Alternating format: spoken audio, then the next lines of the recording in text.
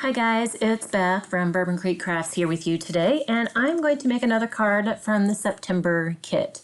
And I'm using another sketch from the sketch download sheet. It's the one there in the bottom right, and it says sketch inspired by Leslie Turner.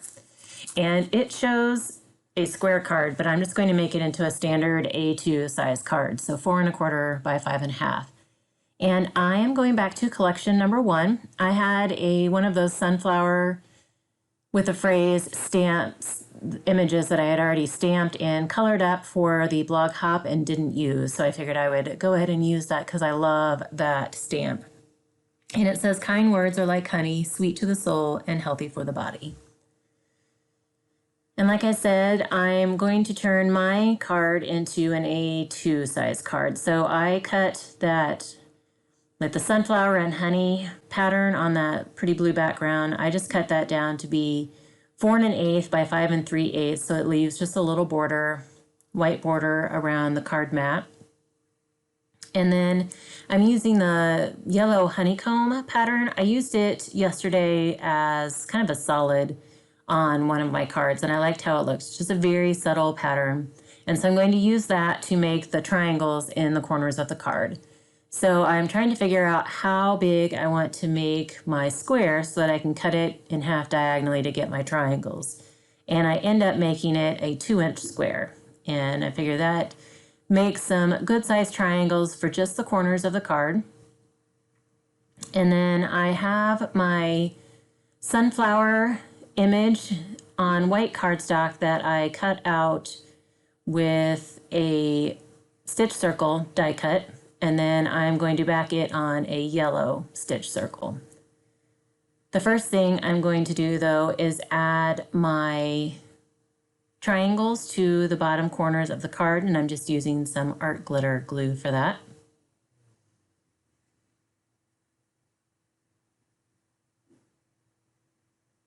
And this video is real time, so it took me about 7 minutes to make this card, which isn't bad. I set my ink pad on that first triangle just to let it sit and have a chance to dry while I'm adhering the second triangle. I like that honeycomb pattern on the back side of that too, the blue honeycomb. I haven't had a chance to use that side yet. So when I'm putting my triangles down, I'm leaving just a little border of the blue pattern paper around the triangles. So I'm not putting them all the way to the edge of the paper. And we'll switch my ink pad over to that triangle. And now we'll just use my ATG to adhere my image onto the yellow circle mat. And the sketch calls for an oval, but with this image, it works better to me in a circle. So I just went ahead and went with a circle again. And I think my circle is around 3½ inches. Let me double check that. Yes, the yellow matte circle, matte layer is 3½ inches, and then the white circle is about 3¼ So now I'm just putting that whole panel onto my card base.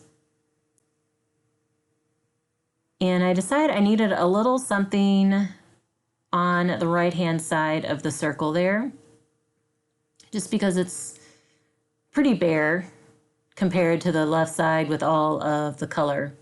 There was some white sheer ribbon that I had left from this collection, and so I debated, did I want to tie a bow? And I decided to take the easy route, and I'm just going to tie a knot. And I just tie it into I'm trying to figure out where to put it. Like, do I want to have it in the corner? Do I want to put it down the side? And then I go ahead and tie it into a double knot. And that is my daughter's hands there. She wanted to say hi to everyone, so Avery says hi.